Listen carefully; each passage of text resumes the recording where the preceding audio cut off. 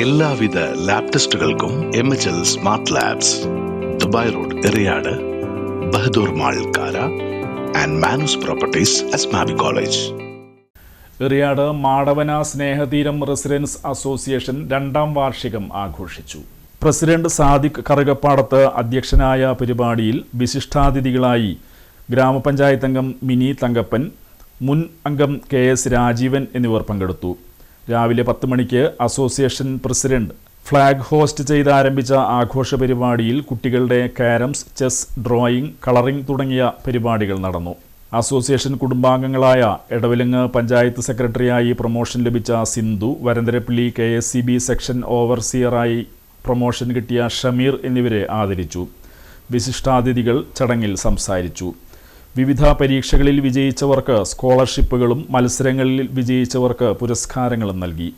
സിന്ധു സ്വാഗതവും joint secretary Latheef നന്ദിയും പറഞ്ഞ ചടങ്ങിൽ secretary Sajina, vice president Ashokan തുടങ്ങിയ കമ്മിറ്റി അംഗങ്ങൾ സംസാരിച്ചു. പരസ്പരം വിശ്വാസവും സ്നേഹവും ഒക്കെ നഷ്ടപ്പെട്ടുകൊണ്ടിരിക്കുന്ന ഒരു കാലഘട്ടമാണ്. ആ കാലഘട്ടത്തിൽ കുടുംബ സംഗമങ്ങൾക്ക്, കുടുംബ കൂട്ടായ്മകൾക്ക് അത് തിരിച്ചു പിടിക്കാൻ കഴിയുമെന്ന് ഞാൻ ഉറച്ചു വിശ്വസിക്കുന്നു.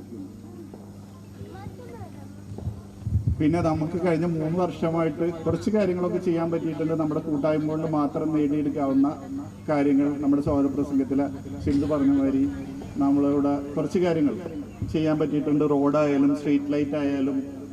അവസാനം നമ്മൾ ചെന്ന് നിൽക്കുന്നത് നമ്മുടെ ഓഫീസിലാണ്. ഇവിടെ അടുത്തൊന്നും മിക്കവാറും റെസിഡന്റ് അസോസിയേഷൻ സ്വന്തമായിട്ട് ഒരു ഓഫീസ് ഉണ്ടാക്കാൻ കഴിഞ്ഞിട്ടില്ല. അത് നമുക്ക് കഴിഞ്ഞത് നമുക്ക് അഭിമാനപൂർവ്വം സ്മരിക്കാവുന്ന ഒരു കാര്യമാണ്. അതിന് സ്ഥലം നമുക്ക് തന്നത് പുത്തൻകാട്ടിലെ അൻവർ. പറയാനുള്ളതെന്ന് വെച്ചാൽ 51 കുടുംബങ്ങൾ ഉൾപ്പെടുന്ന ഈ റെസിഡൻസ് അസോസിയേഷൻ്റെ ഭാരവാഹികളോടും അതുപോലെ തന്നെ ഇതിൻ്റെ കുടുംബാംഗങ്ങളോടും എനിക്ക് പറയാനുള്ളതെന്ന് വെച്ച് കഴിഞ്ഞാൽ, നമുക്ക് മതത്തിനോ ജാതിക്കോ രാഷ്ട്രീയത്തിനോ അതീതമായി പ്രവർത്തിക്കുന്ന ഒരു കൂട്ടായ്മ നമ്മുടെ ഈ പ്രവർത്തകർക്ക് കൊണ്ടുവരാൻ സാധിച്ചതിൽ തന്നെ വളരെ ഭാഗ്യമാണ്. ഞങ്ങളുടെ മേഖലകളിലൊന്നും അങ്ങനെയൊന്നും ഉണ്ടായിട്ടില്ല. ഞാനിവിടെ 5 വർഷമായി താമസമെങ്കിലും എനിക്കും ആ പ്രദേശത്തിനും ഇതേപോലെ ഒരു കൂട്ടായ്മ ഞങ്ങളുടെ ഭാഗത്തും അവിടെ ആരുടെ ഭാഗത്തു നിന്നും അങ്ങനെ കൊണ്ടുവരാനുള്ള സാധിച്ചിട്ടില്ല. എനിക്ക് തോന്നുന്നു രാജിച്ചേട്ടൻ്റെ നേതൃത്വത്തിലായാലും സാദിഖയുടെ നേതൃത്വത്തിലായാലും ഇവിടെ ഈ കൂട്ടായ്മ കൊണ്ടുവരാൻ സാധിച്ചതിൽ വളരെയധികം